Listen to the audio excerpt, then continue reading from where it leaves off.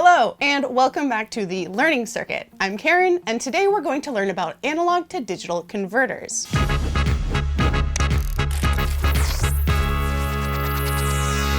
Let's start by making sure we have a good understanding of analog versus digital. Many of our electronic devices are digital circuits that use analog sensors to interact with the real world. These analog sensors provide a signal that can register any value between 0 volts and a given maximum voltage like 5 volts or 9 volts. Digital signals are expressed in binary. As we've learned before, binary is a series of ones and zeros, with each number place counting up to 1 and then rounding over. We can compare digital to a light switch, turning the light either on or off, whereas analog would be like a dimmer switch, able to set the light level to any brightness between its maximum and off. However, digital signals are not limited to just on and off. Digital devices are often capable of counting to multiple places in binary.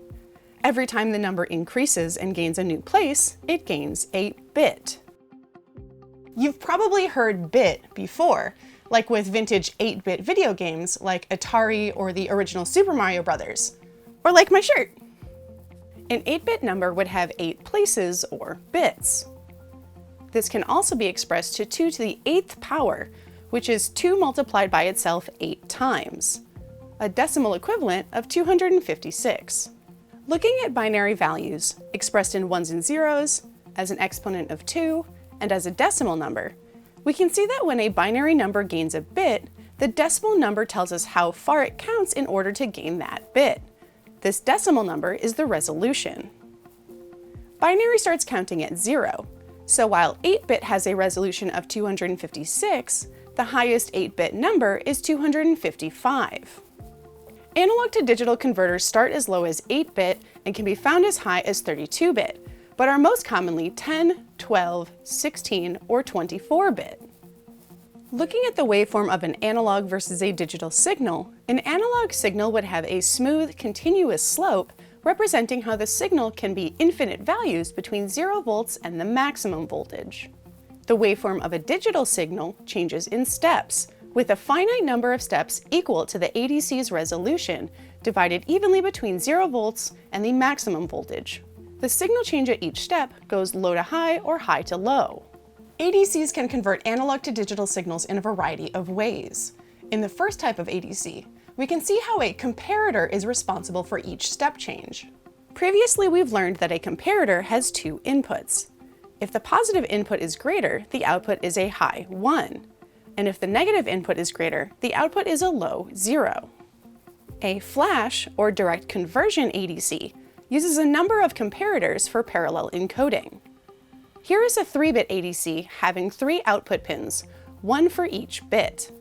Since a 3-bit ADC counts from 0 to 7, 7 comparators are needed. Each comparator connects to the analog input signal, as well as a voltage divider that splits the reference voltage. The comparators process their signals simultaneously, each outputting a 0 or 1 accordingly. The comparators feed into a logic circuit, which processes the data and outputs the 3-bit binary number. The analog input wave is converted to a 3-bit digital wave. This style of ADC is great for how fast and efficient it can convert the signals due to its parallel processing. However, given the large number of comparators needed, and since each bit requires its own output pin, chips can quickly become large and expensive to manufacture. To solve the problem of requiring an output pin for each bit, rather than having numerous parallel outputs, many ADCs run the output signal through a shift register, which then sends serial data out a single output pin. The next style of ADC is called a digital ramp or ramp compare. With this style of ADC, a free-running binary counter produces a sawtooth wave fed into a digital to analog converter. The sawtooth signal gets compared to the analog input signal, and when the signals match, the corresponding binary number is output, the ADC's timer resets, and the sawtooth starts over.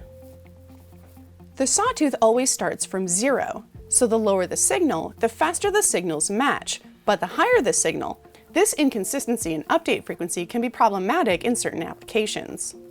The next type improves upon the ramp model, being slightly faster due to its special counter circuit known as a successive approximation register, or SAR.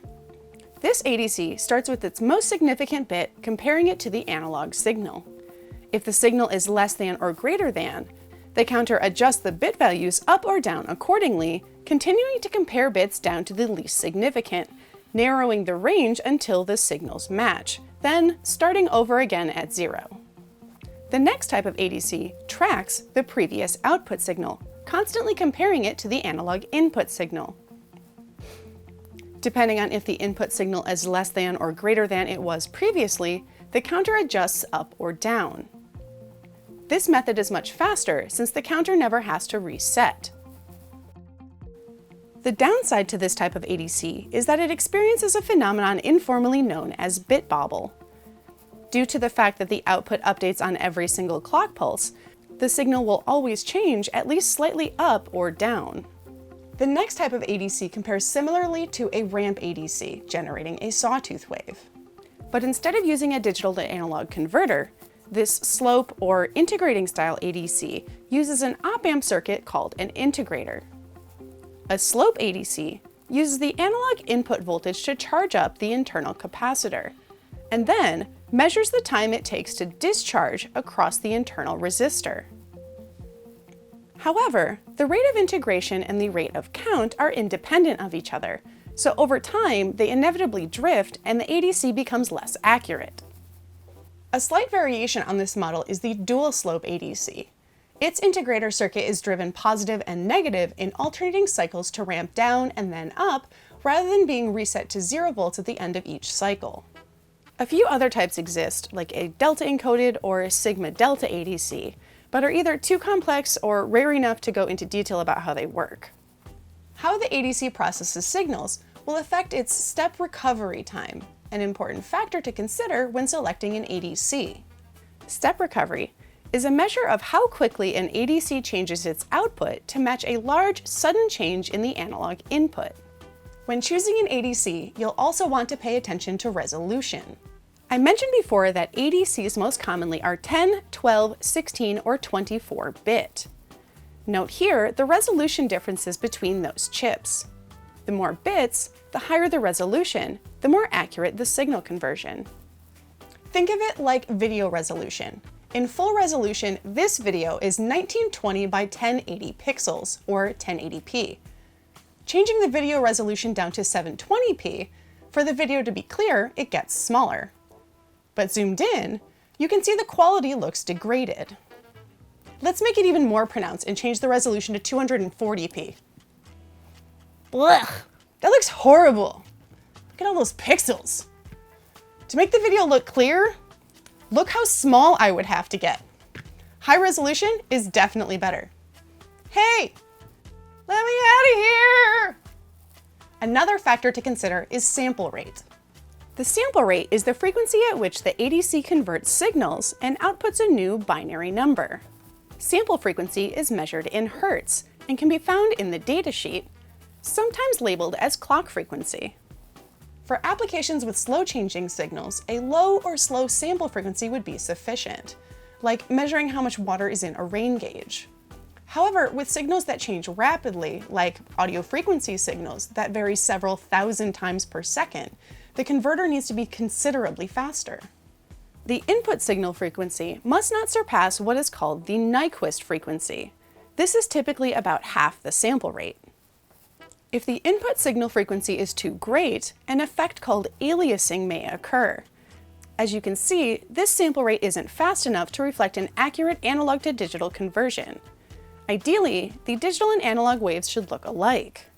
Analog to digital converters are commonly used in processing audio, such as in music recording, as well as in many scientific instruments, such as those that use radar or measure temperature, pressure, pH, or light intensity. How else can you think of using an ADC? Or do you already know because you've used one in a project? Maybe you've used one you didn't even realize it. Keep a lookout for my next video where I show one way to use an ADC. I'll tell you a secret. There's one in an Arduino! As always, if you have any questions or comments about what we learned in this video, you can find me, Maker Karen, on the Element 14 community on element14.com/the learning circuit. Happy learning!